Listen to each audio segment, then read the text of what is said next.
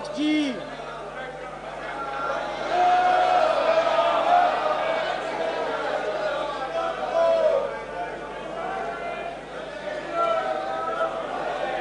The budget. Honorable Shri Pranab Mukherjee.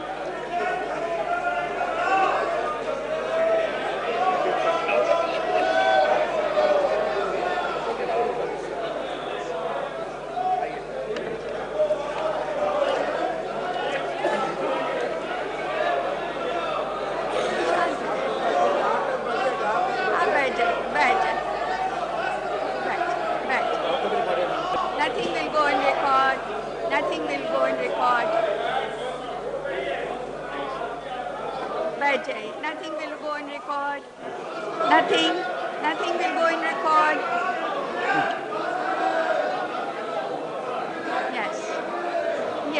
Yes, please. Please, nothing will go in record except what the finance minister says, not to be recorded. After budget. नहीं बैठे. After budget. After budget. Let's start with the Raise budget. it after budget. Yes. Madam Speaker, I rise to present the Union Budget for 2011-12. We are reaching the end of a remarkable fiscal year in a globalized world with its share of uncertainties and rapid changes. This year brought us some opportunities and many challenges as we moved ahead with steady steps on the chosen path of fiscal consolidation and high economic growth. Our growth in 2010-11 has been swift and broad-based. The economy is back to its pre-crisis growth trajectory, while agriculture has shown a rebound, industry is regaining its earlier momentum, services sector continues its near double-digit run. Fiscal consolidation has been impressive. This year has also seen significant progress in those critical institutional reforms that would set the pace for a double-digit growth in the near future. While we succeeded in making good progress in addressing many areas of our concern, we could have done better in some others. The total food inflation declined from 20.2% in February 2010 to less than half at 9.3% in January 2011, but it still remains a concern. In the medium-term perspective, our three priorities of sustaining high growth trajectory, making development more inclusive, and improving our institutions, public delivery, and governance practices remain relevant. These would continue to engage the Indian policy planners for some time. However, there are some manifestations of the challenges that need urgent attention in the short term. Madam Speaker, though we have regained the pre-crisis growth momentum, there is need to effect adjustments in the composition of the growth on demand and supply side. We have to ensure that along with private consumption, the revival in private investment is sustained and matches pre-crisis growth rates at the earliest. This requires a stronger fiscal consolidation to enlarge the resource space for private enterprise and addressing some policy constraints. We also have to improve the supply response of agriculture to the expanding domestic demand. Determined measures on both these issues will help address the structural concerns on inflation management. It will also ensure a more stable macroeconomic environment for continued high growth. The UPA government has significantly scaled up the flow of resources to rural areas to give a more inclusive thrust to the development process. The impact is visible in the new dynamism of our rural economy. It has helped India navigate itself rapidly out of the quagmire of global economic slowdown. Yet, there is much still needs to be done, especially in rural India. We have to reconcile legitimate environmental concerns with necessary development needs. Above all, there is challenge of growing aspiration of a young India. To address these concerns, I do not foresee resources being a major constraint. at least not in the medium term. However, the implementation gaps, leakages from public programs and the quality of our outcome are a serious challenge. Certain events in the past few months may have created an impression of drift in governance and a gap in public accountability. Even as the government is engaged in addressing specific concerns emanating from some of these events in the larger public interest and in upholding the rule of law, such an impression is misplaced. We have to seize in these developments the opportunity to improve our regulatory standards and administrative practices. Corruption is a problem that we have to fight collectively. In a complex and rapidly developing economy, the government cannot profess to be the sole repository of all knowledge. Indeed, in a democratic polity, it stands to benefit from inputs from colleagues of both sides of the House. They must lend their voice and expertise to influence public policy in the wider national interest. In some areas, good results depend on coordinated efforts of the centre and the state governments, and in some others, on favourable external developments. I see the budget for 2011-12 as a transition towards a more transparent and result-oriented economic management system in India. We are taking major steps in simplifying and placing the administrative procedures concerning taxation, trade and tariffs, and social transfers on electronic interface, free of discretion and bureaucratic delays. This will set the tone for a newer, vibrant, and more efficient economy. At times, the biggest reforms are not the ones that make headlines, but the ones concerned with details of governance which affect the everyday life of Aam Aadmi. In preparing this year's budget, I have been deeply conscious of this fact. I am grateful for the able guidance of the Honourable Prime Minister and the strong support lent by UPA Chairperson Srimati Sonia Gandhi in my endeavour. I would now begin with a brief overview of the economy. Madam Speaker, on last Friday, I laid on the table of the House Economic Survey 2010-11, which gives a detailed analysis of the economic situation of the country over the past 12 months. The gross domestic product of India is estimated to have grown at 8.6% in 2010-11 in real terms. In 2010-11, agriculture is estimated to have grown at 5.4%, industry at 8.1%, services at 9.6%. All three sectors are contributing to the consolidation of growth. More importantly, the economy has shown remarkable resilience to both external and domestic shocks. Our principal concern this year has been the continued high food prices. Inflation surfaced in two distinct episodes. At the beginning of the year, food inflation was high for some cereals, sugar and pulses. Towards the second half, while prices of these items moderated even recorded negative rates of inflation, there was spurt in prices of onion, milk, poultry and some vegetables. Of late, prices of onion have crashed in wholesale market and we have had to remove the ban on their exports. Despite improvement in the availability of the most food items, consumers were denied the benefit of seasonal fall in prices normally seen in the winter months. These developments reveal shortcomings in distribution and marketing systems which are getting accentuated due to growing demand for these food items with rising income levels. The huge differences between the wholesale and retail prices and between markets in different parts of the country are just not acceptable. These are at the expense of remunerative prices for farmers and competitive prices for consumers. Monetary policy stance in 2010-11, while being supported of fiscal policy, has succeeded in keeping core inflation in check. As the transmission lag in monetary policy tends to be long, I expect the measures already taken by the Reserve Bank of India to further moderate inflation in coming months. The development of India's external sector in the current year have been encouraging.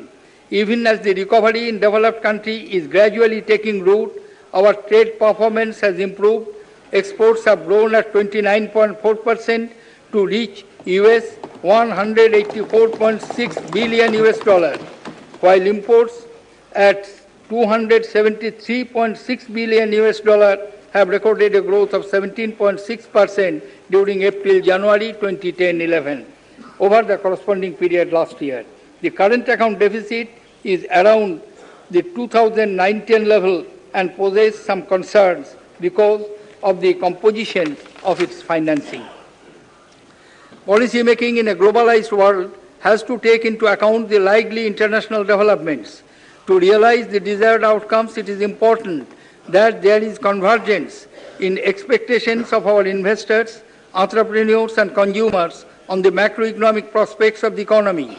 Against this backdrop, the Indian economy is expected to grow at 9% with an outside band of plus minus 0.25% in 2011-12. I expect the average inflation to be lower next year and the current account deficit smaller and better managed, with the higher domestic savings rate and stable capital flow. While, like last year, I seek the blessings of Lord Indra to bestow on us timely and bountiful monsoons, I would pray to Goddess Lakshmi as well. I think it is a good strategy to diversify our cities. Madam Speaker, in my last budget, I had started rolling back the fiscal stimulus implemented over 2008-9 and 2009-10 to mitigate the impact of the global financial crisis on economic slowdown in India. In the course of the year, I have moved further on that path.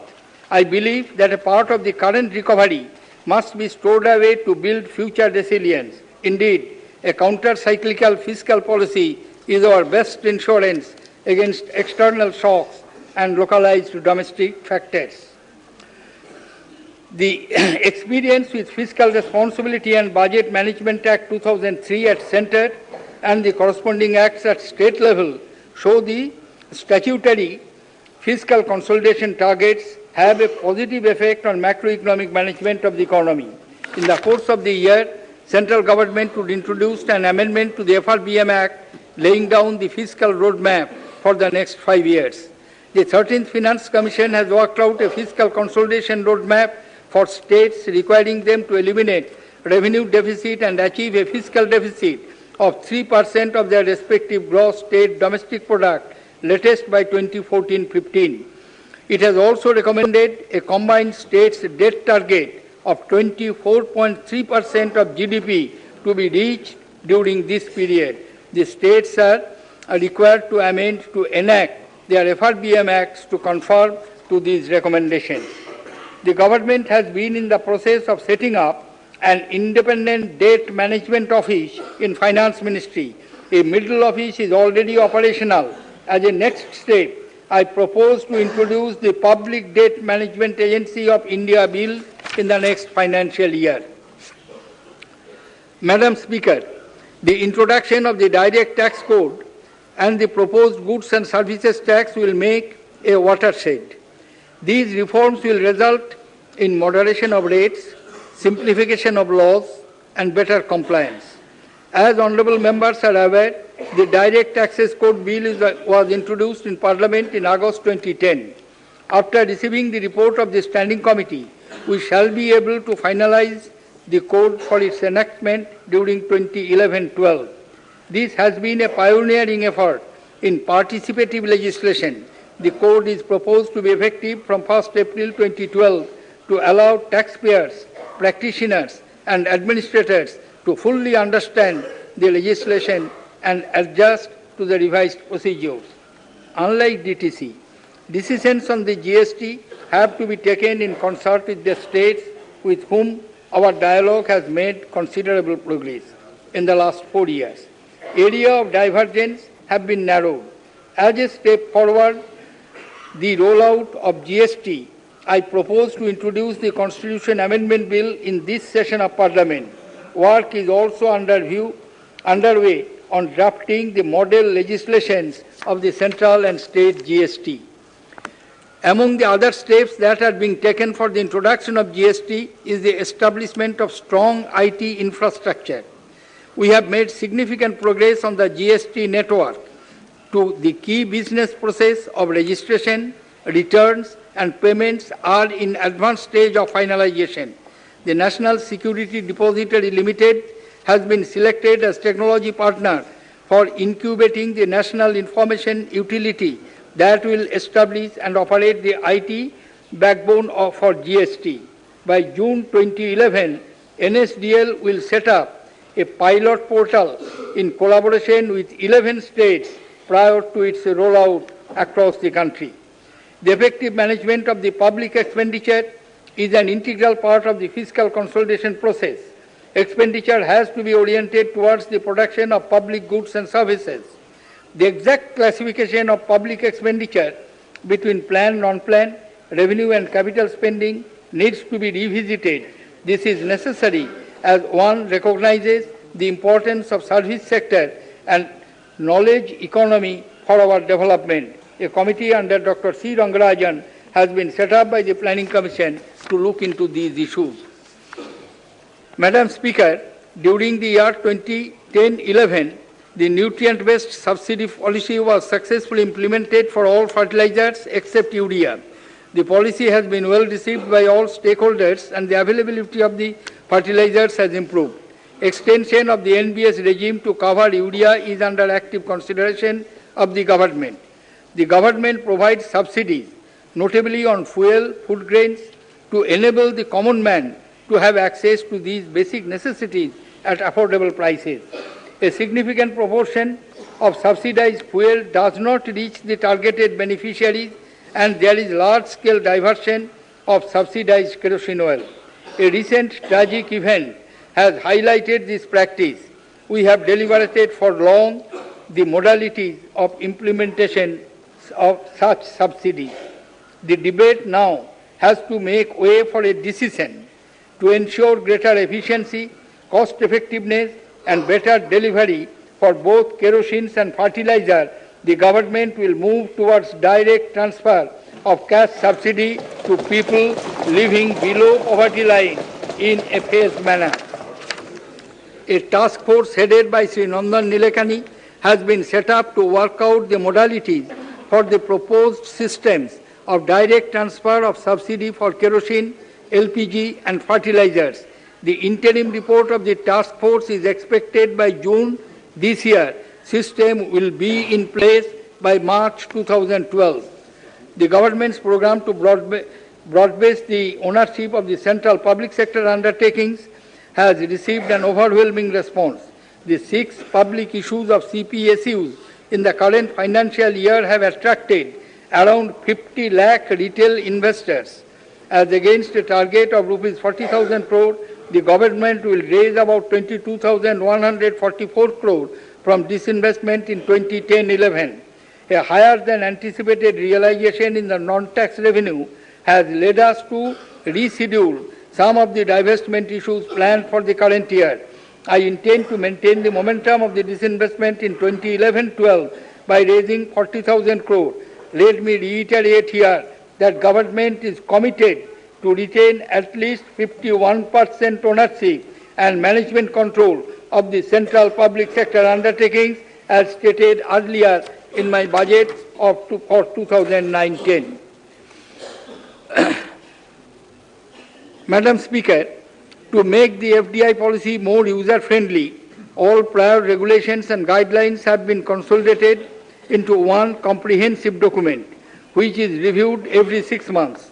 The last review has been released in September 2010. This has been done with the specific intent of enhancing clarity and predictability of our FDI policy to foreign investors. Discussions are underway to further liberalize the FDI policy. Currently, only FIIs and sub-accounts registered with the SEBI and NRIs are allowed to invest in mutual fund schemes.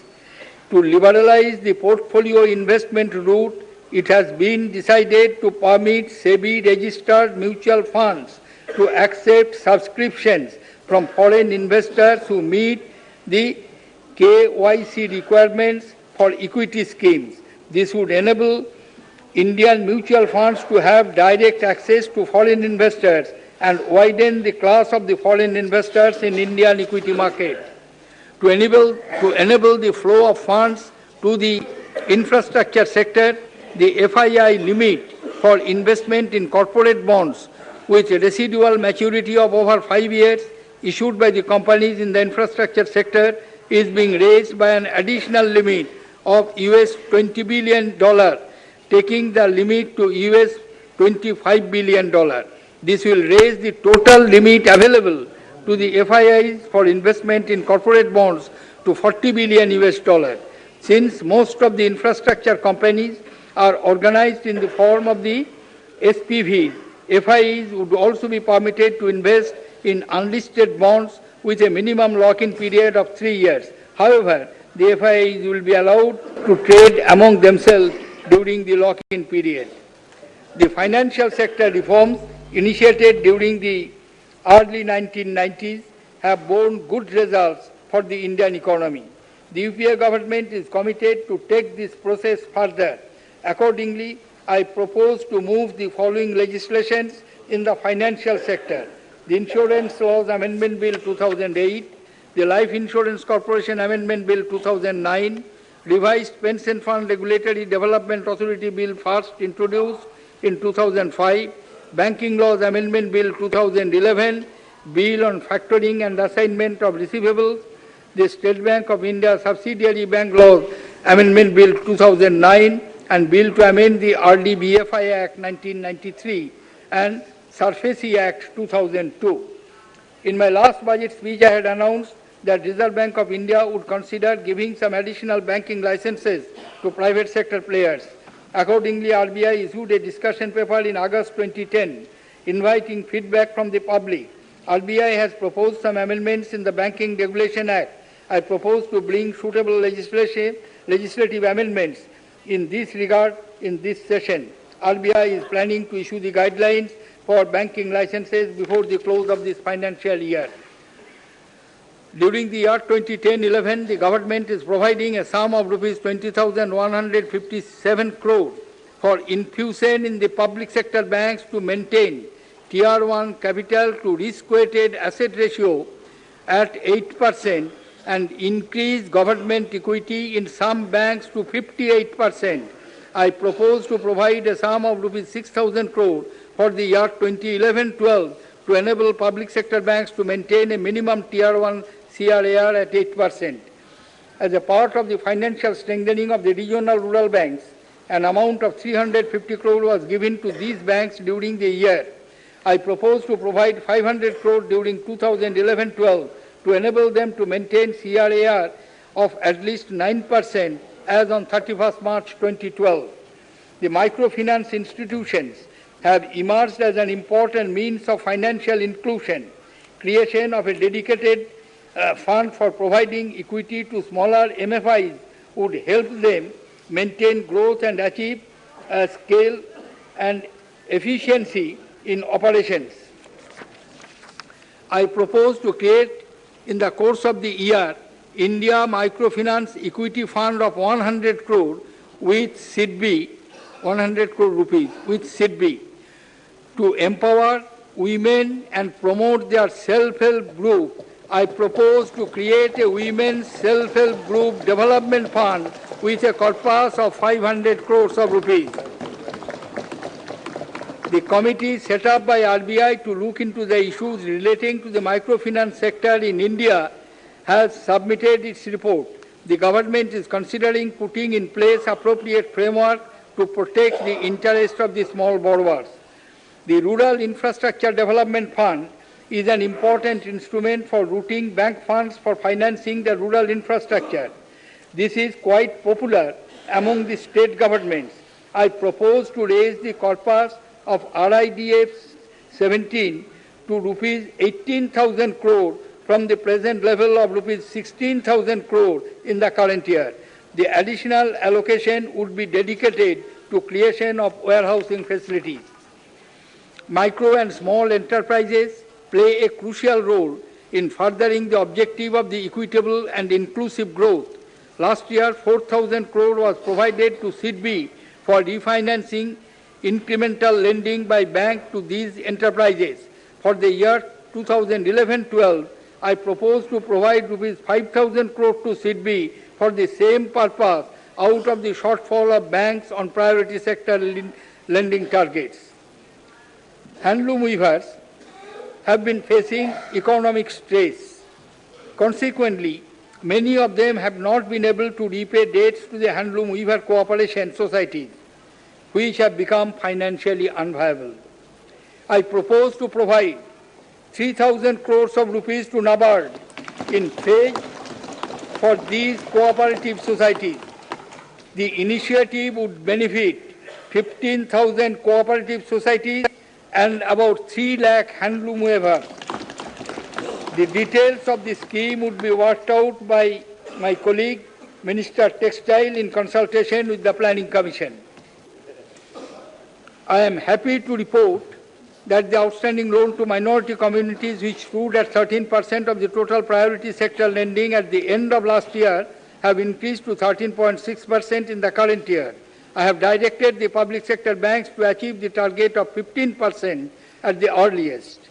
To further stimulate the growth in housing sector, I am liberalizing the existing scheme of interest subvention of 1% on housing loans by extending it to the housing loan up to rupees 15 lakh, where the cost of the house does not exceed 25 lakh from the present limit of 10 lakh and 20 lakh respectively.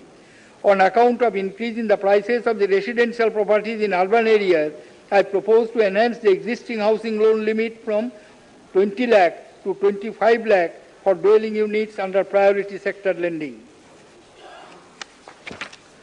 To provide housing finance to targeted groups in the rural areas at competitive rates, I propose to enhance the provision under Rural Housing Fund to 3,000 crore from the existing rupees 2,000 crore.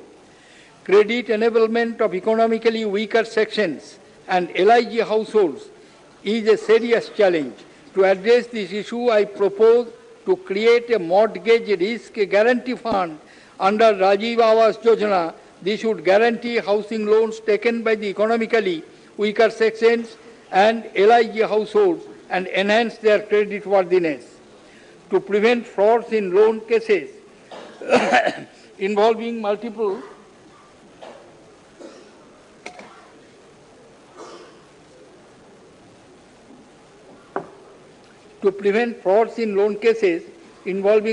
lending from the different banks on the same immovable property, the government has facilitated setting up a central electronic registry under SURFACE Act 2002. This registry will become operational by March 31, 2011. In pursuance of the announcement made in Budget 2010-11, the government has set up a Financial Sector Legislative Reforms Commission under the chair of Justice B.N. Sri Krishna. It would rewrite and streamline the financial sector's laws, rules and regulations and bring them in harmony with the requirements of the modern financial sector. The Commission will complete its work in 24 months. The Companies Bill introduced in the Parliament in 2009 has been received from the Parliamentary Standing Committee. The proposed bill will be introduced in the Lok Sabha in current session. Madam Speaker, agricultural development is central to our growth strategy. Measures taken during the current years have started attracting private investment in agriculture and agro-processing activities. This process has to be deepened further. In the Budget 2010-11, I had delineated a four-pronged strategy covering agricultural production, reduction in wastage of produce, credit support to farmers, and thrust to the food processing sector. These initiatives have started showing results, but there are other issues in our food economy that require attention. The recent spurt in the food prices was driven by increase in the prices of items like fruits and vegetables, milk, meat, poultry and fish, which account for more than 70% of the WPI basket for primary food items. Removal of production and distribution bottlenecks for these items will be the focus of my attention this year. I propose to make allocations for these schemes under the ongoing Rashtriya Krishi Vikas Yojana for an early takeoff. The total allocation of RKVUI is being increased from rupees 6,755 crore in 2011 to rupees 7,860 crore in 2011-12. The green revolution in eastern region is waiting to happen. To realize the potential of the region, last year's initiative will be continued in 2011-12 with a further allocation of rupees 400 crore. The program would target the improvements in the rice-based cropping system of Assam, West Bengal, Odisha, Bihar, Jharkhand, Eastern Uttar Pradesh and Chhattisgarh. Government's initiative on pulses has received a positive response from the farmers. As per second advance estimates, a record production of 165 lakh tons of pulse is expected this year as against 147 lakh tons last year.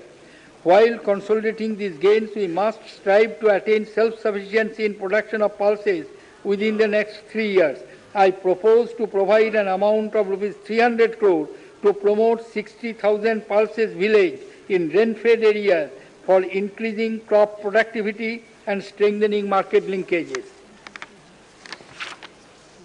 The domestic production of edible oil meets only about 50% demand. The gap in supply is made through imports, which are often in high prices due to the quantum of our requirement. Our recent interventions and good rains are expected to result in a higher oilseed productions of 278 lakh tons in 2010-11 as against 249 lakh tons 2009-10. To achieve a major breakthrough, we have to pay special attention to oil palm as it is one of the most efficient oil crops. I propose to provide an amount of rupees 300 crore to bring 60,000 hectares under oil palm plantation by integrating the farmers with the markets. The initiative will yield about 3 lakh metric tons of palm oil annually in 5 years. The growing demand for vegetables has to be met by the robust increase in the productivity and market linkage. An efficient supply chain to provide quality vegetables at competitive prices will have to be established. I propose to provide an amount of rupees 300 crore for implementation of vegetable initiative to set in motion a virtuous cycle of higher production and incomes for the farmers. To begin with, this program will be launched in the near major urban centers. While we ensure food for all, we must also promote balanced nutrition. Bajra, jowar, ragi and other millets are highly nutritious and are known to possess several medicinal properties. The availability and consumption of these nutri-cereals is, however, low and has been steadily declining over recent years. A provision of rupees 300 crore is being made to promote higher production of these cereals, upgrade their processing technologies, and create awareness regarding their health benefits. This initiative would provide market-linked production support to 10 lakh millet farmers in the arid and semi-arid regions of the country. The program would be taken up in 1,000 compact blocks covering about 25,000 villages. This will help improve nutritional security and increase feed and fodder supply for livestock. The consumption of foods rich in the animal protein and other nutrients has risen of late, with demand growing faster than production. The National Mission for Protein Supplements is being launched in 2011-12 with an allocation of rupees 300 crore. It will take up activities to promote animal-based protein production through livestock development, dairy farming, piggery, goat rearing, fisheries in selected blocks. Adequate availability of fodder is essential for sustained production of milk. It is necessary to accelerate the production of fodder through intensive promotion of technologies to ensure the availability throughout the year. I propose to provide 300 crore for accelerated fodder development program, which will benefit farmers in 25,000 villages. Honorable members may be curious as to why All these new initiatives are being launched with an allocation of rupees 300 crores. Well, the number 3 may be lucky to me. Madam Speaker, while the need to maximize crop yields to meet the growing demand for food grains is critical, we have to sustain agricultural productivity in long term. There has been deterioration in soil health due to removal of crop residues and indiscriminate use of the chemical fertilizers aided by distorted prices. To address these issues, government proposes to promote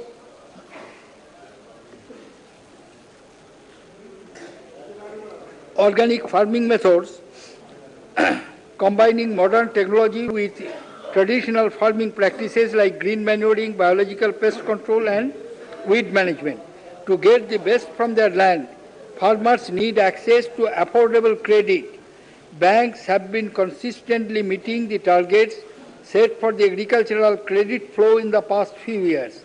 For the year 2011-12, I am raising the target of the credit flow to the farmers from 3,75,000 crores to 4,75,000 crores. Banks have been asked to step up direct lending for the agriculture and credit to small and marginal farmers. The existing interest subvention, there is more. The existing interest subvention scheme of providing short-term crop loan to farmers at 7% interest will be continued during 2011-12. In the last budget, I had provided an additional 2% interest subvention to those farmers who repay their crop loan on time. The response to this scheme has been very good. In order to provide further incentive to these farmers, I propose to enhance the additional subvention to 3% in 2011-12. Thus, the effective rate of interest for such farmers would be 4%. In view of the enhanced target for the flow of agricultural credit, I propose to strengthen NABARD capital base by infusing rupees 3,000 crore in a phased manner as government equity. This would raise its paid-up capital to 5,000 crore.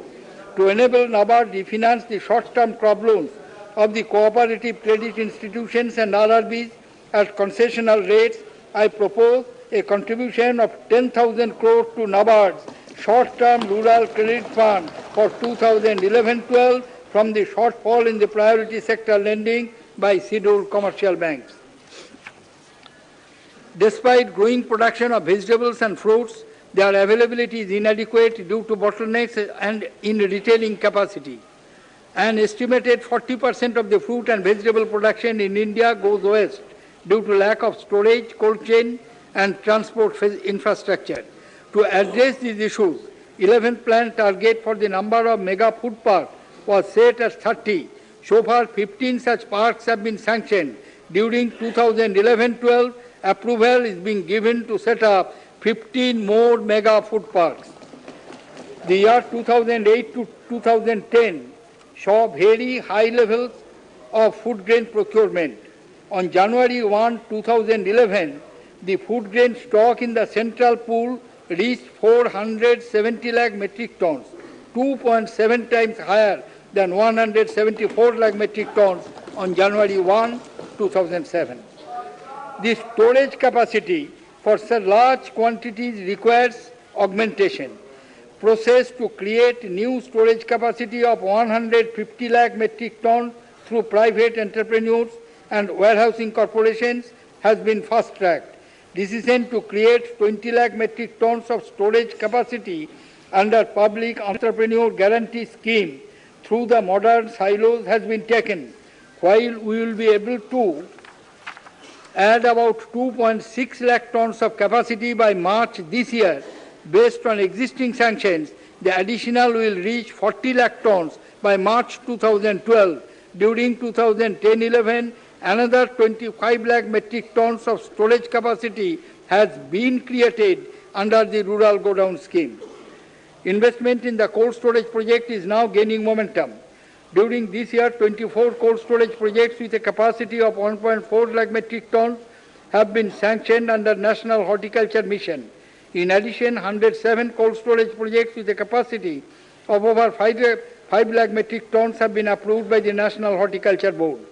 To attract investment in this sector, henceforth capital investment in creation of the modern storage capacity will be eligible for Viability Gap Funding Scheme of the Finance Ministry. It was not earlier. It is also proposed to recognize cold chains and post-harvest storage as an infrastructure subsector. The recent episode of inflation in vegetables and fruits has exposed serious flaws in our supply chains. The government-regulated mandis sometimes prevent retailers from integrating their enterprises with the farmers. There is need for the state governments to review and enforce a reformed Agricultural Produce Marketing Act urgently. Infrastructure and industry. Madam Speaker, infrastructure is critical for our development. In 2011-12, an allocation of over rupees 2,14,000 crore is being made for this sector, which is 23.3% higher than current year. This amounts 48.5% of the gross budgetary support to plan expenditure. Our experience with PPP model for creation of public sector assets in the country has been good. We have recently launched the National Capacity Building Program to enhance the capacities of the public functionaries in identifying, conceptualizing, structuring, and managing PPPs. It is our endeavor to come up with a comprehensive policy that can be used by central and the state governments in further developing public-private partnership. Government established India Infrastructure Finance Corporation to provide long-term financial assistance to infrastructure projects. It is expected to achieve a cumulative disbursement target of 20,000 crores of rupees by March 31, 2011, 25,000 crores of rupees by March 31, 2012. The takeout financing scheme announced in the budget of 2019 has been implemented and 7 projects have been sanctioned with a date of rupees 1,500 crore. Another 5,000 crore will be sanctioned during 2011-12. In order to give a boost to infrastructure development in railways, ports, housing and highways development, I propose to allow tax-free bonds of rupees 30,000 crore to be used by various government undertakings in the year 2011-12. This includes Indian Railway Finance Corporation, 10,000 crore, National Highway Authority of India, 10,000 crores, HUDCO, rupees 5,000 crores, and ports, rupees 5,000 crores. To attract foreign funds for the infrastructure financing, I propose to create special vehicle in the form of notified infrastructure debt funds. I will come to the details in part B of my speech. For sustained growth of GDP and productive employment for younger generation, it is imperative that the growth in manufacturing sector picks up. We expect to take the share of manufacturing in GDP from about 16% to 25% over a period of next 10 years. Government will come out with a manufacturing policy which will bring down the compliance burden on the industry through self-regulation and help make Indian industry globally competitive.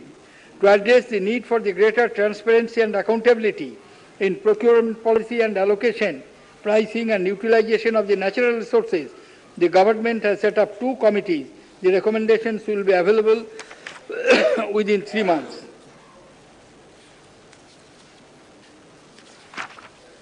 A group of ministers has been set up to consider all issues relating to reconciliation of environmental concerns emanating from various developmental activities, including those related to infrastructure and mining.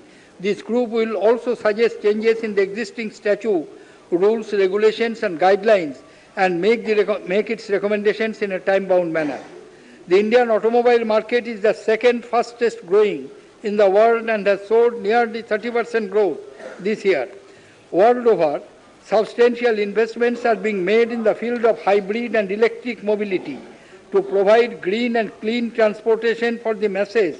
National mission for hybrid and electric vehicles will be launched in collaboration with all stakeholders.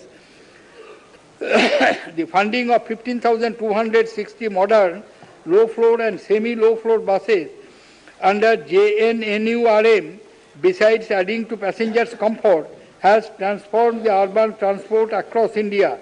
In 2011-12, Delhi Metro Phase 3, Mumbai Metro Line 2-3 are proposed to be taken up. Ongoing metro projects of Bengaluru, Kolkata and Chennai will be provided financial assistance to speed implementation.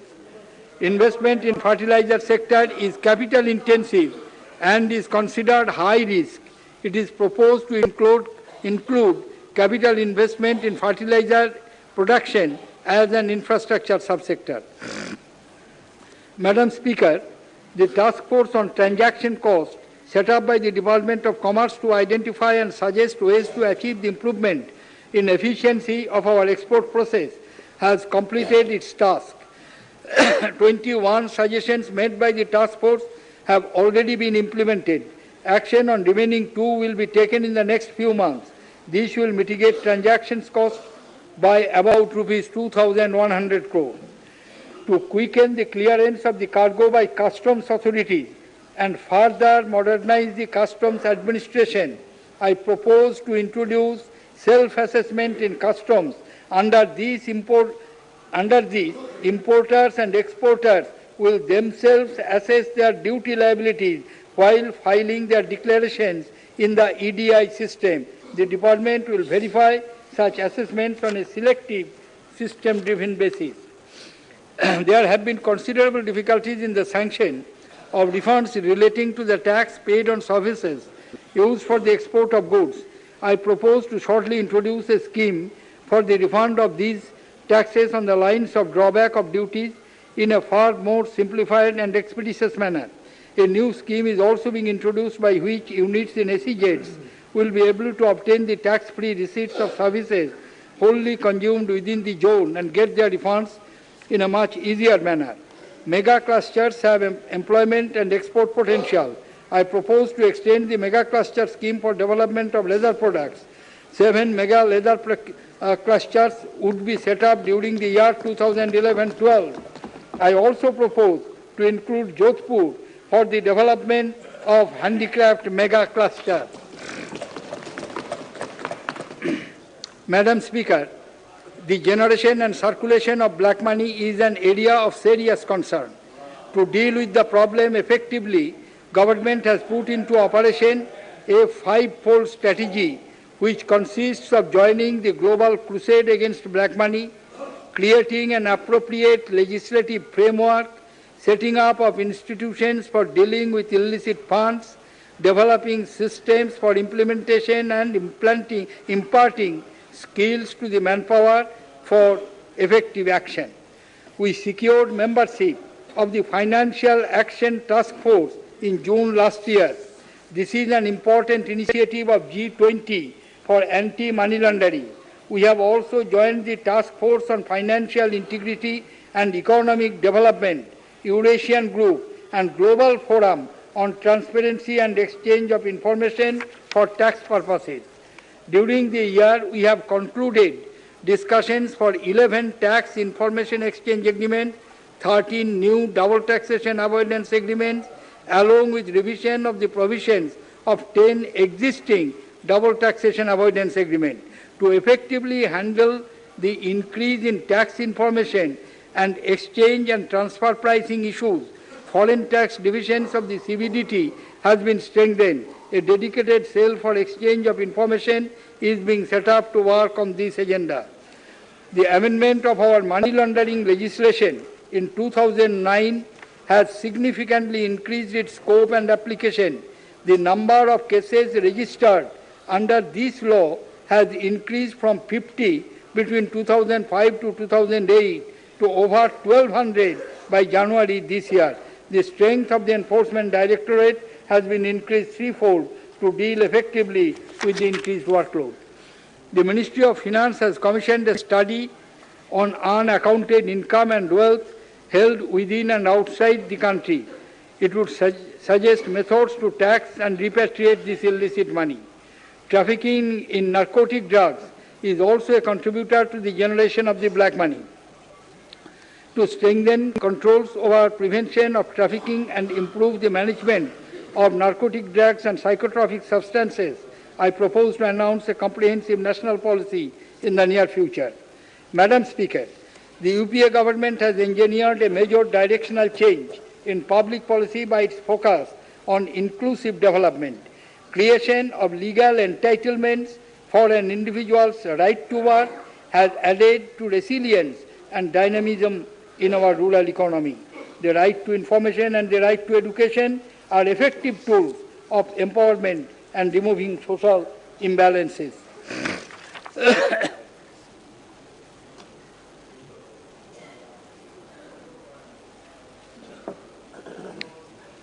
The country has carried for long enough the burden of hunger and malnutrition. After detailed consultation with all stakeholders, including the state governments, we are close to the finalization of the National Food Security Bill, which will be introduced in the Parliament during the course of this year.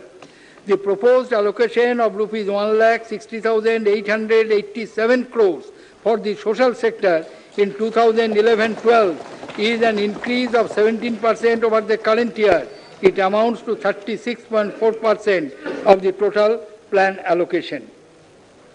The UPA government's flagship program, Bharat Nirman, have been in principle instrument for implementing its agenda for inclusive development. For the year 2011-12, Bharat Nirman, which includes Pradhan Mantri Gram Sadak Yojana, Accelerated Irrigation Benefit Program, Rajiv Gandhi Gramin Vidyutikaran Yojana, Indira Awas Yojana, National Rural Drinking Water Program, Rural Telephony have together been allocated 58,000 crore. This is an increase of Rs 10,000 crore from the current year. A plan has been finalized to provide rural broadband connectivity to all 250,000 panchayats in the country in 3 years. In pursuance of my earlier budget announcement to provide a real wage of Rs 100 per day, the government has decided to index the wage rates notified under Mahatma Gandhi National Rural Employment Guarantee Scheme to the Consumer Price Index for agricultural labor. The enhanced wage rates have been notified by the Ministry of Rural Development on 14 January 2011. It has resulted in significant enhancement of wages for the beneficiaries across the country. Madam Speaker, the Anganwadi workers and Anganwadi helpers are the backbone of Integrated Child Development Service Scheme. I am happy to announce an increase in the remuneration of the Anganwadi workers from Rs 1,500 per month to Rs 3,000 per month. And for the Anganwadi helpers, from Rs 750 per month to Rs 1,500 per month. This will be effective from this year, 1st April. Around 22 lakh Anganwadi workers and helpers will benefit from this increase.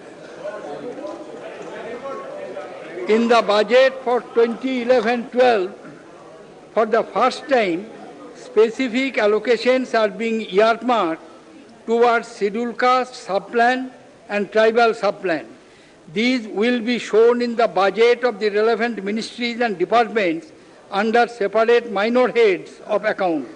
Further, I propose to increase the budget allocation for primitive tribal group from 185 crores to 244 crores this year. Education. Our demographic dividend of a relatively younger population compared to developed countries is as much of an opportunity as it is a challenge. Over 70% of Indians will be of working age in 2025. In this context, universalizing access to secondary education, increasing the percentage of our scholars in higher education, and providing skill training is necessary. For education, I propose an allocation of Rs 52,057 crores which is increase of 24% over the current year. Madam Speaker, the existing operational norms of Sarv Shiksha Abhiyan has been revised to implement the right of children to free and compulsory education, which has come into force with effect from April 1, 2010. For the year 2011-12, I propose to allocate rupees 21,000 crore, which is 40% higher than rupees 15,000 crore allocated in the budget 2010-11. A revised centrally sponsored scheme, vocationalization of secondary education, will be implemented from 2011-12 to improve the employability of our youth. Empowerment flows from education. While the scheduled caste and scheduled tribes had access to post-matric scholarships, there was so far a lack of pre-matric scholarship scheme. In 2011-12, I propose to introduce a scholarship scheme for needy students belonging to scheduled caste and scheduled tribes studying in classes 9th and 10th. It would benefit about 40 lakh scheduled caste and scheduled tribe students.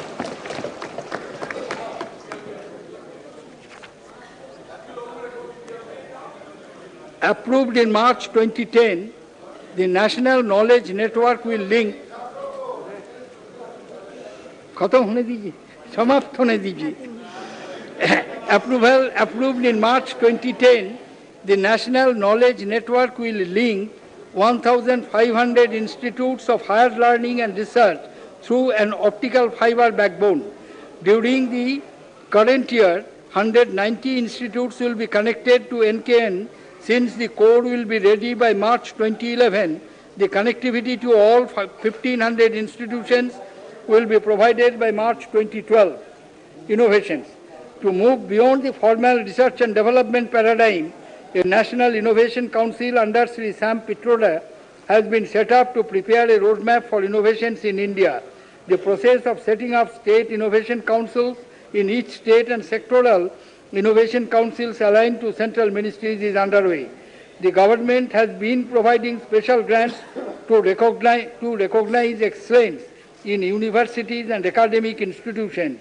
In the course of year 2011-12, I propose to provide 50 crore each to upcoming centers of Aligarh Muslim University at Murshidabad in West Bengal and Malappuram in Kerala.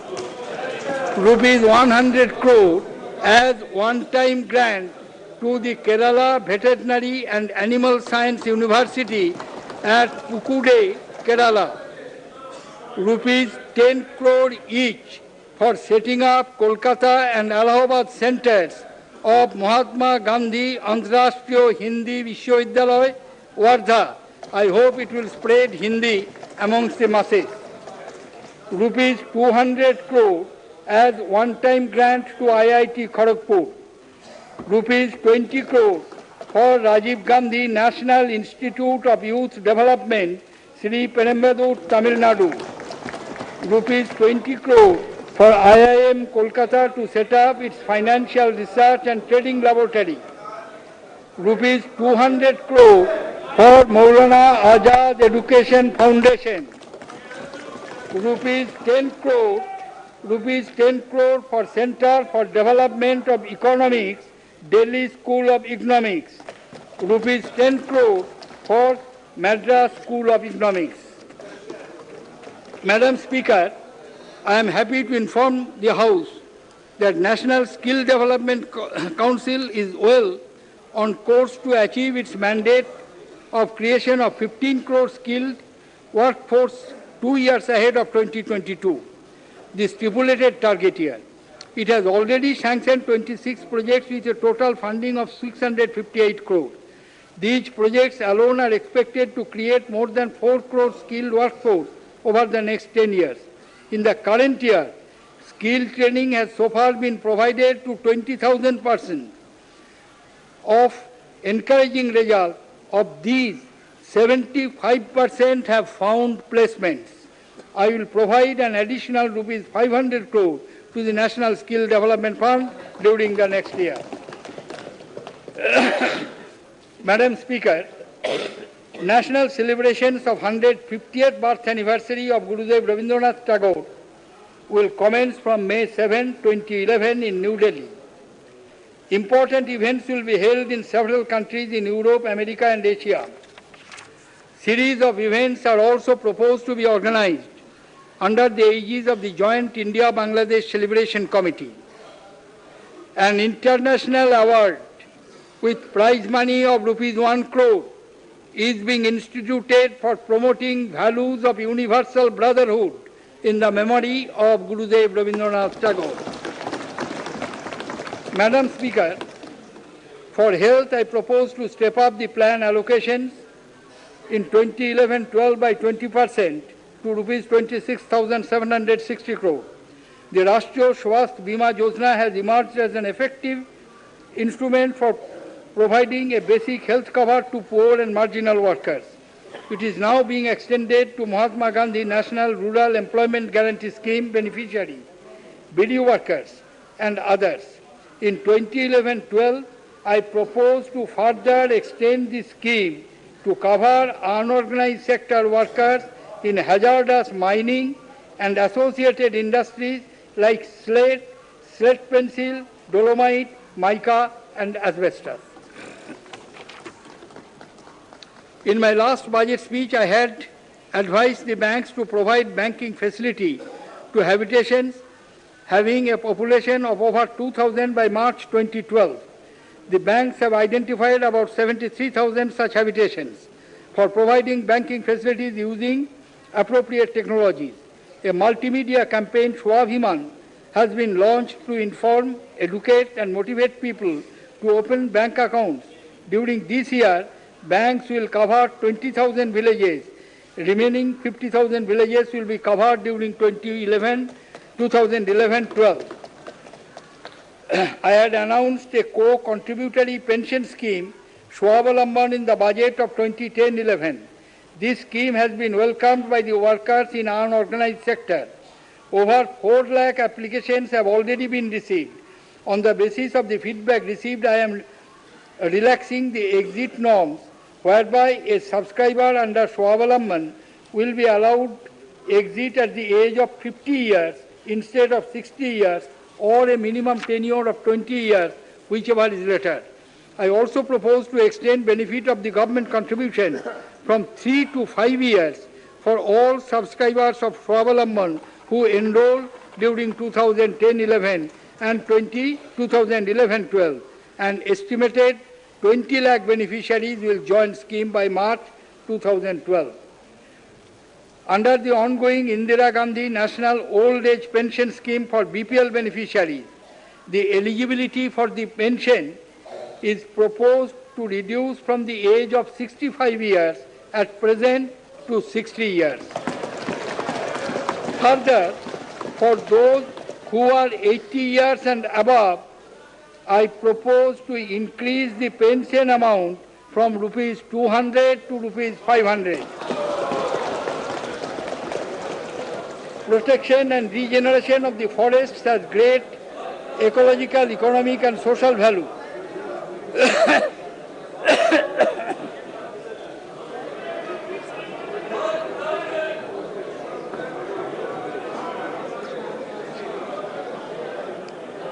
Protection and regeneration of the forest has great ecological, economic and social value. Our government has launched an ambitious 10-year Green India mission.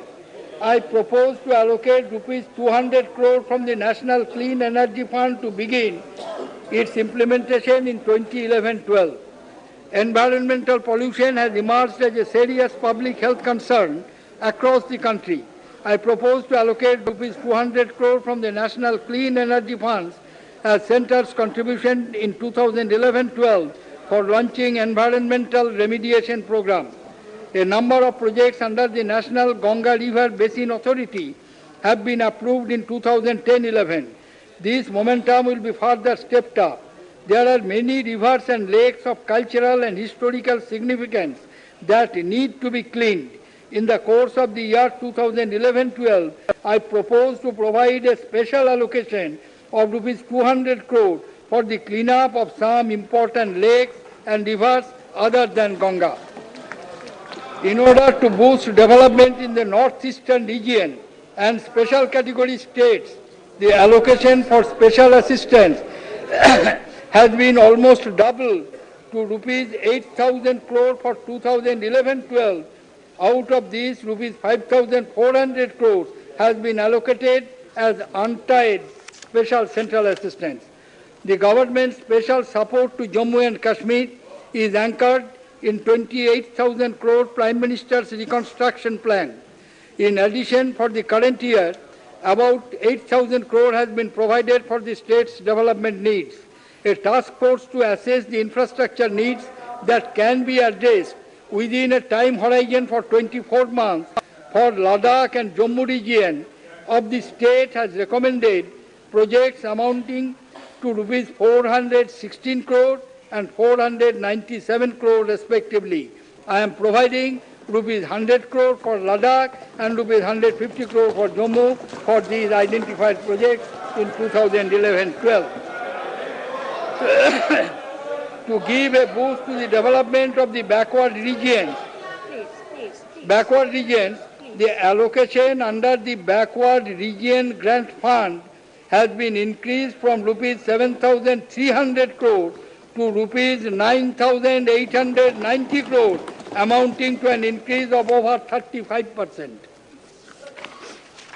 To address the problems related to the left-wing extremist affected districts, an integrated action plan for 60 scheduled tribal and backward districts has been launched in December 2010.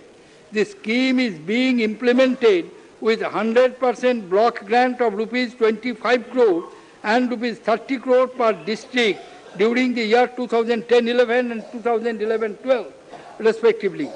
The allocated funds are placed at the disposal of the district level committee, who in consultation with the local MPs will have the flexibility to spend the amount on development schemes as per the local needs. In recognition of the sacrifices made by central paramilitary forces engaged in tackling left-wing extremism, a lump sum ex gratia compensation of rupees 9 lakh for 100% disability will now be granted to personnel of the defense and paramilitary forces who are discharged from services on medical grounds on account of disability attributed to or aggravated in government service. For personnel with disability ranging from 20 to 99%, a proportionate amount would be given. In the budget 2011-12, a provision of rupees 1,64,415 crore has been made for the defense services, which include 69,199 crore for capital expenditure. Needless to say, any further requirement for the country's defense would be met. In order to speed up delivery of justice, the planned provision for the Department of Justice for 2011-12 has been increased threefold to rupees 1,000 crore. The enhanced provision will help in building judicial infrastructure and the project on e-courts. Madam Speaker, the 15th census in the country is being conducted from 9th February. It is the largest administrative exercise of the country, providing statistical data on different socio-economic parameters of population. In response to the overwhelming demand for enumeration of castes other than scheduled castes and scheduled tribes in the census 2011, it has been decided to canvass caste as a separate time-bound exercise. This exercise will start in June 2011 and will be completed by 30th September 2011. Madam Speaker, the UID mission has taken off and Aadhaar numbers are being generated in large number. So far, 20 lakh Aadhaar numbers have been given, and from 1st October 2011, 10 lakh numbers will be generated per day. The stage is now set for realizing the potential of Aadhaar for improving service delivery, accountability, and transparency in governance in various schemes. The backbone of an efficient tax administration is a robust infrastructure and deployment for enhanced taxpayer service. Towards this objective, both the Central Boards of Direct Tax and Central Boards of Excise and Customs have put in place the following measures: the online preparation and e-filing of the income tax return, e-payment of taxes through 32 agency banks, ECS facility to electronic clearing of the refunds directly in taxpayers' bank accounts, electronic filing of TDS returns are now available throughout the country. These measures have empowered the taxpayers to meet their tax obligations without visiting an income tax office. The centralized and processing center at Bengaluru has increased its daily processing capacity from 20,000 to 1,50,000 returns in 2010-11. This project has won a gold award for e-governance in 2011. 2 more CPCs will become operational in Manesar and Pune by May this year, and a 4th CPC will come in Kolkata in 2011-12. With the completion of its IT consolidated project, CBEC can now centrally host its key applications in Customs, Central Excise and Service Tax. The Customs EDI system now covers 92 locations across the country. CBEC's commerce portal, iSgate, has also been conferred a gold award for e-governance. The Sevattam concept has been adopted by both boards. The 3 pilot projects of Aikar Seva Kendras under the CBDT have come of age. CBDT will commission 8 more such centers this year. 2011-12, another 50 ASKs will be set up across the country. CBEC has also launched a similar initiative, and 4 of their pilot projects have been commissioned. The electronic filing of the tax reduction at source statements has stabilized. The board shall soon notify a category of the salaried taxpayers who will not be required to file a return of income as their tax liability has been discharged by their employer through deduction at source. CBDT will provide a separate web-based facility to enable a direct standalone interface for taxpayers with income tax department so that they can report and track the resolution of their refunds and credit for prepaid taxes. Mission mode projects for computerization of commercial taxes in the states that I announced in my last budget will allow states to align with the rollout of GST. Funds have been released for 31 projects received from the states and union territories. Most of the states and union territories have already enabled the facility of dealers making electronic payments. A number of states have already started accepting electronic tax returns and issuing forms required for interstate trade. With the development of the economy, the need to review the provisions of Indian Stamp Act 1899 has been felt over the years. I propose to introduce a bill shortly to amend the Indian Stamp Act. 5 years ago, we took an initiative to introduce a modern and people-friendly e-stamping facility in the country. Only 6 states have introduced this system so far. I propose to launch a new scheme with an outlay of Rs 300 crore to provide assistance to states to modernize their stamp and registration, administration, and roll out e-stamping in all districts in the next 3 years. I propose to introduce a new simplified return form, SUGAM, to reduce the compliance burden of small taxpayers who fall within the scope of presumptive taxation. The increase in the scope of the cases admitted by the settlement commissions has provided relief to the several taxpayers. This has also increased the workload of the commission. The fast-track disposal of cases, 3 more branches of the commission are being set up. Substantial amounts of revenue in both direct and indirect taxes remain locked up in appeals at different levels. Both boards also invest substantial effort and money in litigation with their employees. In keeping with the national litigation policy, several steps have been initiated in 2010-11 for reducing the litigation and focusing attention on high revenue cases. Instructions have been issued raising limit of tax effects below which tax disputes will not be pursued by the government in higher courts of appeal. These measures would enhance productivity of resources employed in raising revenues. Madam Speaker, a group of ministers has been constituted to consider measures for tackling corruption. The group has been tasked with addressing issues relating to state funding of elections, speedier processing of corruption cases of public servants, transparency in public procurement and contracts, and discretionary powers of central ministers, and competitive system of exploiting natural resources. Group will make its recommendations in a time-bound manner. Pursuant to the recommendations of the Second Administrative Reforms Commission, the government has set up a performance monitoring and evaluation system to assess the effectiveness of the government department in their mandated functions. It involves preparations of a result framework document by each department highlighting its objective, priorities for the financial year, and achievements against pre-specific targets at the end of the year. This document would be available for public information on the departmental website.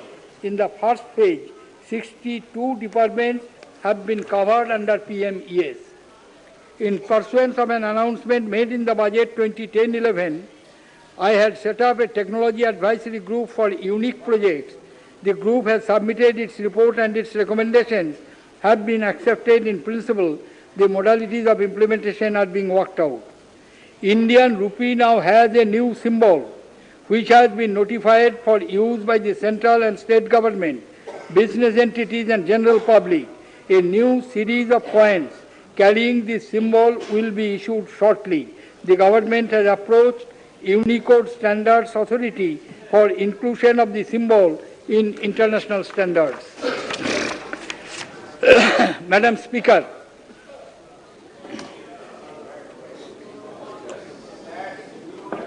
not yet. Madam Speaker, I now turn to the budget estimates for the year 2011-12.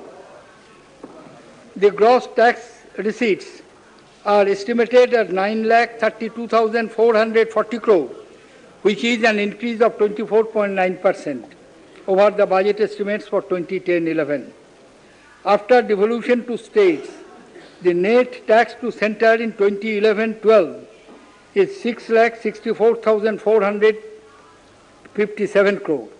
The non-tax revenue receipts for 2011-12 are estimated at 1,25,435 crore. Total expenditure proposed for 2011-12 is 12,57,729 crore, which is an increase of 13.4% over the budget estimates of 2010-11. Plan expenditure at 4,41,547 crore marks an increase of 18.3%, and the non-plan expenditure at 8,16,182 crore is an increase of 10.9% over BE 2010-11. As 2011-12 is the last year of the 11th plan, I am happy to share that 11th plan expenditure in nominal term is more than 100% of the expenditure envisaged for the plan period. This is for the first time in the history of planning in this country. The total planned and non-planned transfers of rupees 2,01,733 crore to states and duty governments in 2011-12 have increased by 23% over the budget estimates of 2010-11. This includes grants of rupees 13,713 crore in 2011-12 to local bodies as per the recommendations of the 13th Finance Commission. Honourable members are aware that in the course of 2010-11, I had the opportunity to effect a further improvement on the fiscal balance. due to the higher than anticipated non-tax revenues from 3G spectrum auction, I choose to do that and much more. While I provided additional resources about rupees 50,000 crore to critical infrastructure and social sectors and also to meet the expenditure on subsidies, I have brought down the fiscal deficit from 5.5% to 5.1% of the GDP for the year 2010-11. For the year 2011-12, I have kept it at 4.6% of GDP, which improved upon my own target for 2011-12 indicated in the fiscal roadmap presented in the last budget. In the medium-term fiscal policy statement being presented to the House today, the rolling targets for fiscal deficit are placed at 4.1% for 12-13, 3.5% for 13-14. There has been some concern expressed regarding the stickiness of government's revenue deficit in the post-global crisis phase of the economy. For 2010-11, as against a target of 4%, the revenue deficit is estimated at 3.4% of GDP. In the past few years, the transfer to states and other development expenditure have grown significantly. These are classified as revenue expenditure, even though a considerable part of the expenditure from these transfers is in the nature of capital expenditure. In 2010-11, 90,792 crore from such revenue expenditures were in the nature of capital expenditure. Similarly, in 2011-12, grants in aid for creation of capital assets, which are now shown separately in the budget documents, are about 1,47,000 crores.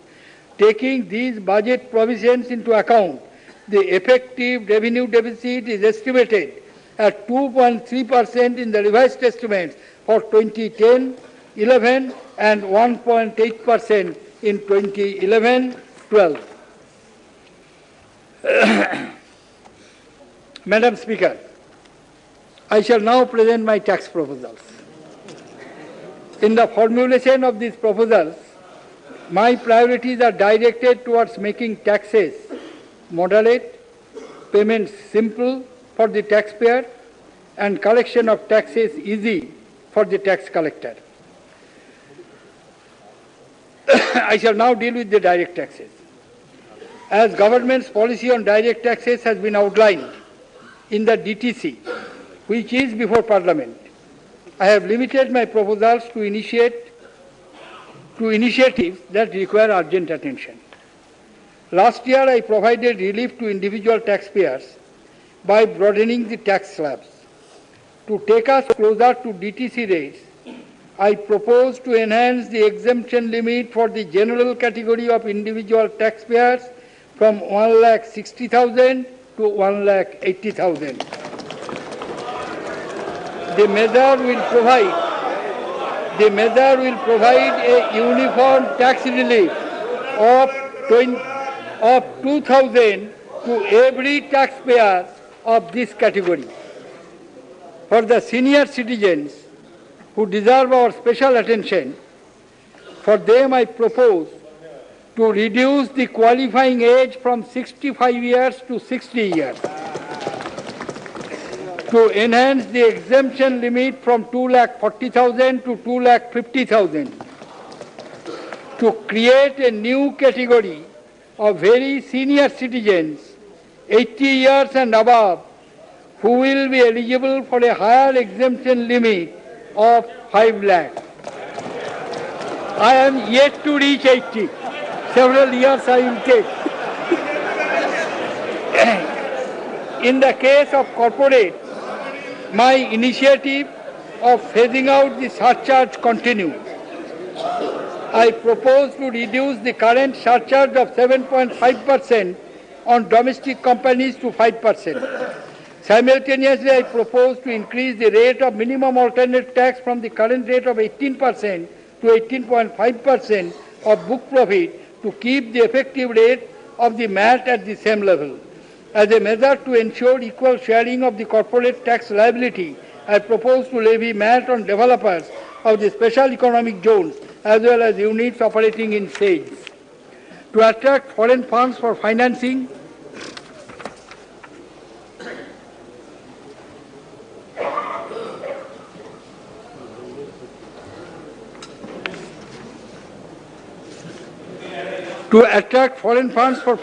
infrastructure, I propose to create special vehicles in the form of notified infrastructure debt funds, subject interest payment on the borrowing of these funds to a reduced withholding tax rate of 5% instead of the current rate of 20%, exempt the income of the fund from tax.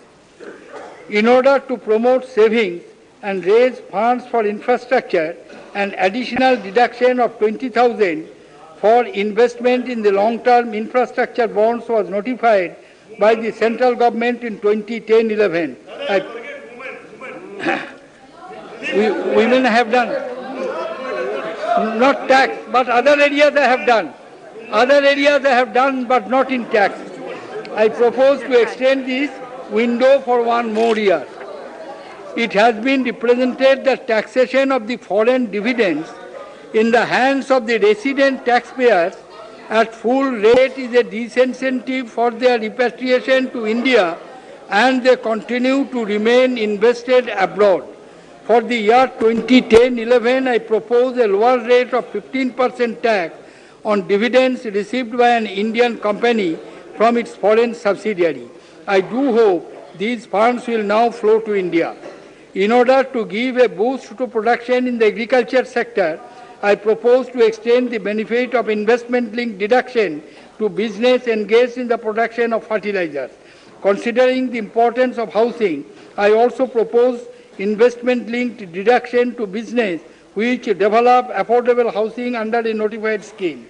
In this decade of innovation, I enhance the weighted deduction on payment made to national laboratories, universities and institutes of technology for scientific research to 175% in the last budget. I propose to further enhance this to 200%. In order to strengthen our systems of collection of information from foreign tax jurisdictions, I propose to provide a toolbox of countermeasures to discourage transactions with the entities located in the non-cooperative jurisdiction as may be notified by the government. My proposals on direct taxes are estimated to result in a net revenue loss of rupees 11,500 crore. Madam Speaker, I seek your permission. In my anxiety to finish it in time, I overstepped 2 paragraphs. If you permit me, I would like to read it. It is 137, para 137 and para 138. Just small paragraphs. Not of much taxes. It has nothing to do with the tax. In my last budget, I had stated that government would avoid issuing bonds in lieu of subsidies to oil and fertilizer companies. I have adhered to this decision, thereby bringing all subsidy-related liabilities into our fiscal accounting. That means I am not taking the coverage of bond to reduce the fiscal deficit. The fiscal deficit of 4.6% of GDP in 2011-12 works out at rupees 4,12,817 crore. Taking into account the various other financing items for fiscal deficit, the net market borrowing of the government in 2011-12 would be rupees 3.43 lakh crores. In addition, 15,000 crore is proposed to be financed through treasury bills. Accordingly, the central government debt as a proportion to GDP is estimated at 44.2% for 2011-12 as against 52.5% recommended by the 13th Finance Commission. Thank you, Madam Speaker, for allowing me. I shall now turn to my indirect tax proposals. In view of the healthy growth in indirect taxes for 2010-11, I had the option to roll back the central excise duty to levels prevailing in November 2008. I have chosen not to do so for 2 reasons. I would like to see improved business margins translated into higher investment rates. I would also like to stay my course towards GST. I have therefore decided to maintain the standard rate of central excise duty at 10%. I propose certain changes in the central excise rate structure to prepare the ground for the transition to GST, bringing with a reduction in the number of exemptions. At present, there are about 100 items that are exempt from central excise as well as state VAT. In addition, there are as many as 370 items that enjoy exemption from central excise but are chargeable to VAT. I propose to withdraw the exemption on 130 of these items that are mainly in the nature of the consumer goods. The remaining 240 items would be brought into the tax net when GST is introduced. A nominal central excise duty of 1% is being imposed on these 130 items that are entering into the tax net.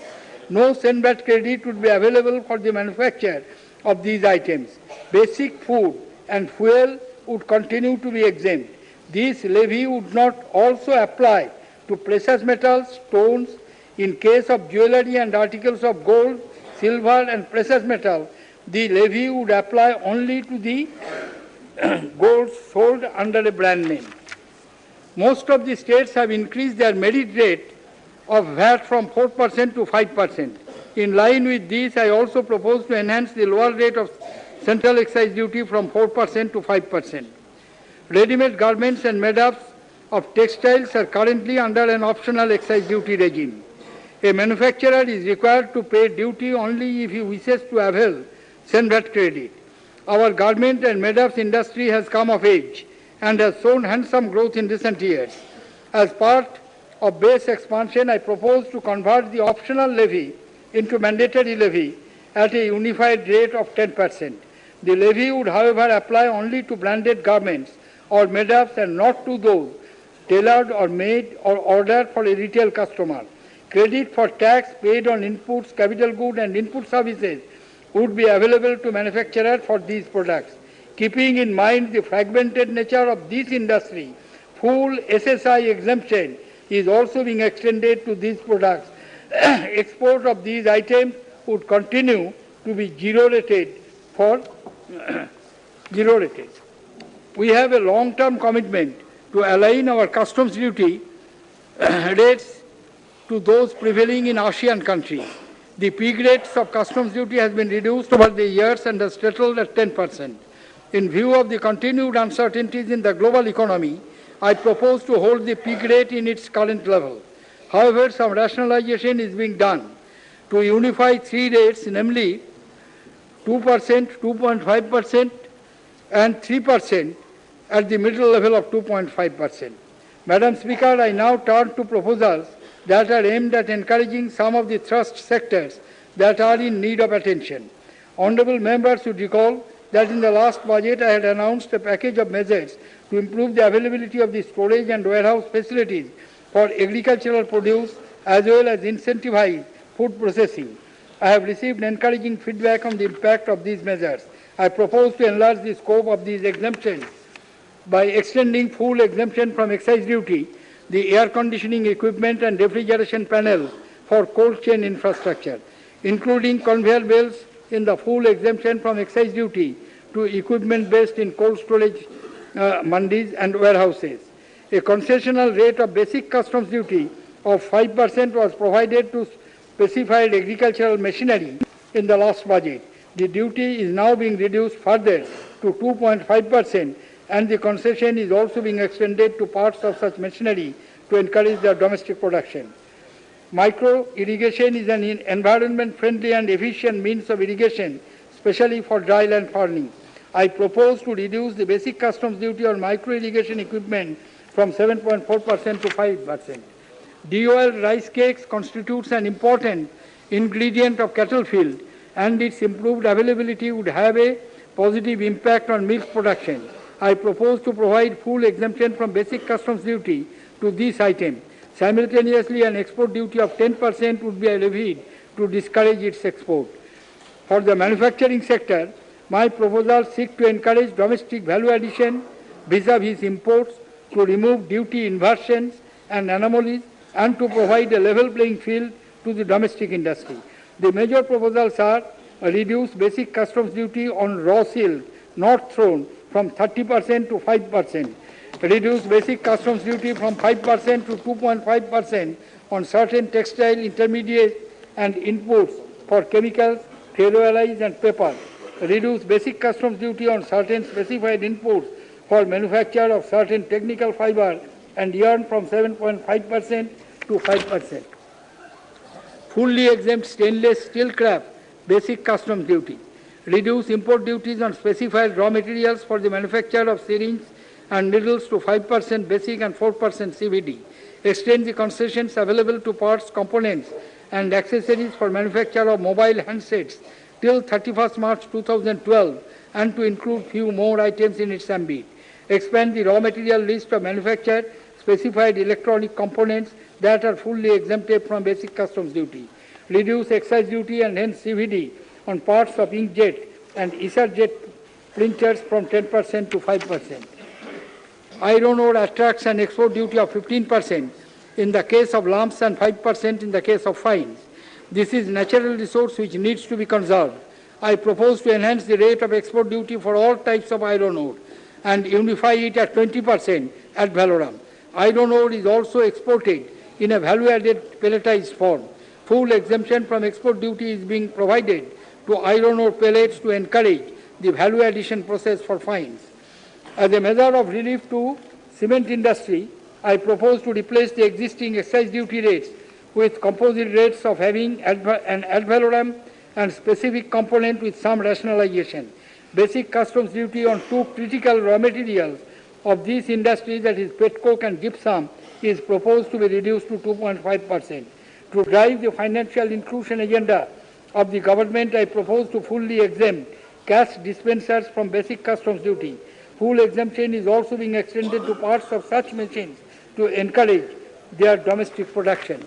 Full exemption from basic customs duty and a concessional rate of central excise duty of 4% was provided to specified parts of electric vehicles in the last budget on actual users basis.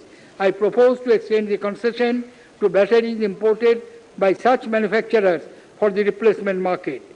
Fuel cell or hydrogen cell technology is a promising green technology for the automobile sector. I propose to extend the concessional excise duty of 10% to vehicles based on this technology. Hybrid vehicles enjoy a concessional excise duty rate of 10%. However, import dependence for their critical parts and sub-assemblies is still quite high. It is proposed to grant specified parts of such vehicles full exemption from basic customs duty and special CVD. In addition, a concessional rate of excise duty of 5% is being prescribed to incentivize their domestic production. In response to growing demand for the green products, a technology has been developed indigenously by for the conversion of the fossil fuel vehicles into hybrid vehicles through the fitment of a kit. I propose to reduce the excise duty on such kits and their parts from 10% to 5%. In the last budget, central excise duty on LED lights was reduced from 8% to 4% to promote their use. The basic component of these lights, that is LED, attracts an excise duty, hence CVD of 10% and a special CVD of 4%. The excise duty of LED is being reduced to 5% and specified CVD is being fully exempted. Solar lantern enables our countrymen in far-flung villages to partake the development in green technology. The basic customs duty on such lanterns is being reduced from 10% to 5%. Basic customs duty on a few more inputs used in the manufacture of solar module cell is being reduced to nil. Environmental considerations demand promotion for laundry soaps which conserve water and are gentle on the soil. To this end, full exemption from the basic customs duty is being provided to crude palm stearine for use in the manufacture of the laundry soap. Pre-tanning or tanning process in the leather industry use chemicals which are pollutants. To encourage use of the green process, full exemption from the basic customs duty is being granted to enzyme-based preparations for pre-tanning. Capital goods imported for the expansions of existing mega or ultra-mega power projects enjoy a concessional basic customs duty of 2.5% and full exemption from CVD. This creates a disability for the domestic suppliers who are required to pay central excise duty on suppliers to such projects. I propose to correct this anomaly by providing a parallel excise duty exemption. Bio-based asphalt is an emerging green technology for the surfacing of roads. Full exemption from the basic customs duty is being extended to bio-asphalt and specified machinery for its application in the construction of the national highways. Tunnel boring machines required for the constructions of the highways are also being included in this exemption. Works of art and antiquities are exempt from the customs duties when imported for exhibition in a public museum or national institution. In recent years, many organizations have joined the cause of promoting and popularizing both traditional and contemporary art. Some of them have been active in locating heritage works of Indian art and antiquities in foreign countries and bringing them back home. To encourage such initiatives, I propose to expand the scope of this exemption of works of art and antiquities to also apply to imports for exhibition or display in private art galleries or similar premises that are open to the general public. Department of Culture will notify details of this scheme. Full exemption from the import duty is available to spares and capital goods required for ship repair units. This exemption is being extended to imports by ship owners too. Concessional basic customs duty of 5% and CVD of 5% presently applicable to high-speed printing process imported by newspapers establishment is being extended to mailroom equipment. The Indian film industry has represented that color unexposed jumbo rolls of cinematographic film are not manufactured domestically and have to be imported. I propose to exempt jumbo rolls of 4,000 feet and 10,000 feet from CVD by providing full exemption from excise duty. I propose to provide outright concessions to factory-built ambulance in place of the existing refund-based concessions from excise duty. A refund-based concession is available to taxis having a seating capacity not exceeding 7%, including driver. I propose to extend this to vehicles up to a seating capacity not exceeding 13%, including their driver. Some of the other relief measures that I propose are reduction in basic customs duty on raw pistachio from 30% to 10%, reduction in basic customs duty on bamboo for agarbatti from 30% to 10%, reduction in basic customs duties on lactose for the manufacture of homeopathic medicine from 25% to 10%, reduction in central excise duty on sanitary napkins, baby and adult diapers from 10% to 1%. My proposals relating to customs and central excise are estimated to result in a net revenue gain of 7,300 crore for the year. Madam Speaker, I now come to service tax. The actual collections of the service tax do not reflect the full potential of this sector. While retaining the standard rate of service tax at 10%, I seek to achieve a closer fit between the present service tax regime and its GST successor by bringing in a few new services into the tax net to expand the tax base while ensuring the impact is predominantly on sections of society that have the ability to pay, suitably expanding or rationalizing the scope of existing service categories, rationalizing certain provisions relating to import of services and valuation, modifying provisions of the send-back credit scheme to achieve a more realistic balance between input credits and output tax, harmonizing the provisions of the scheme across the goods and services, rationalizing the penal provisions to reinforce the message that honest taxpayers should be facilitated and deviance should be dealt with severity. Adoption of point of taxation rules for services would shift the basis for tax collection from cash towards accrual basis as with the central excise duty. I propose to levy service tax on the following new services. Hotel accommodation in excess of declared tariff of rupees 1,000 per day with an abatement of 50% so that the effective burden is only 5%. Services provided by air-conditioned restaurants that have license to serve liquor by giving an abatement of 70%, thus the effective burden will be 3%. Imposed service tax in 2000 1011 on health checkup or treatment. This levy has resulted in differential treatment between the persons who make payments themselves and others where payments are made by an insurance company or business entity. Thus, I propose to replace it with a tax on all services provided by hospitals with 25 or more beds that have the facility of central air conditioning. Though the tax is on the high-end treatment, I propose to sweeten this bill by providing an abatement of 50% so that the actual burden is kept at 5% of the value of service. I also propose to extend the levy to diagnostic tests of all kinds with the same rate of abatement. However, all government hospitals shall be outside the levy. I propose to raise the service tax on air travel by 50 rupees in the case of domestic air travel and 250 rupees on international journeys by economy class.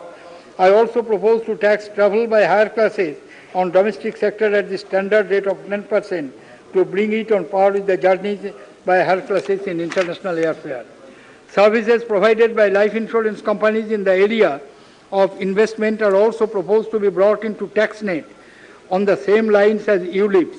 I propose to expand the scope of legal services to include services provided by business entities to individuals, as well as representational and arbitration services by individuals to business entities.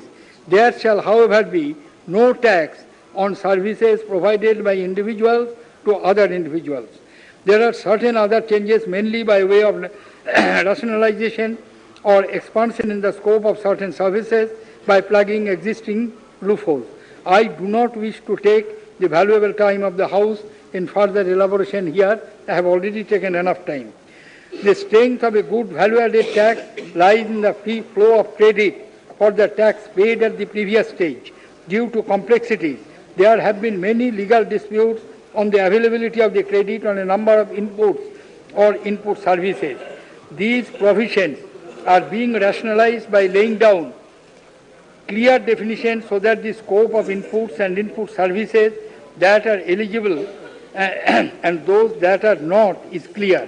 Allocation of Senvat credit to exempt and taxable goods and services is also being streamlined. The number of assessees in service tax has grown manifold.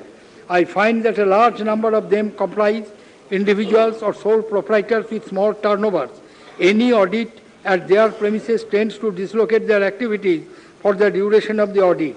I therefore propose to free all individuals and sole proprietor taxpayers with a turnover up to 60 lakh from the formalities of audit. This will give relief to a large number of taxpayers. I also intend to give all assessees with turnover up to 60 lakh the benefit of 3 percentage points in interest on delayed payment. In keeping with our thrust to encourage voluntary compliance, the penal provisions for the service tax are being rationalized. A key component of this strategy would be to treat less harshly those who have maintained truthful records but have fallen short of discharging their tax liability. Simultaneously, deliberate evaders with unrecorded business transactions will be dealt with more severely. Similar changes are being carried out in Central Excise and Customs Bill. The details of the provisions are in the Finance Bill. My proposals relating to the service tax are estimated to result in a net revenue gain of 4,000 crore of rupees for the year. Many experts have argued that it will be desirable to tax services based on the small negative list, so that many untapped sectors are brought into the tax net. Such an approach will be very conducive for a nationwide GST. I propose to initiate an informed public debate on the subject to help us finalize the approach to GST. Copies of notifications giving effect to the changes in customs, central excise and service tax will be laid on the table of the House in due course. My proposals on direct taxes are estimated to result in a revenue loss of 11,500 crore for the year. Proposals relating to indirect taxes are estimated to result in a net revenue gain of 11,300 crore, leaving a net loss of rupees 200 crore. Therefore, I have not made any resource mobilization through taxation. Madam Speaker, as an emerging economy with a voice on the global stage, India stands at the threshold of a decade which presents immense possibilities. We must not let the recent strains and tensions hold us back from converting these possibilities into reality. With oneness of heart, let us all build an India which is not too distant a future, will enter the Committee of Developed Nations. Madam Speaker, with these words, I commend the budget for the consideration of the House.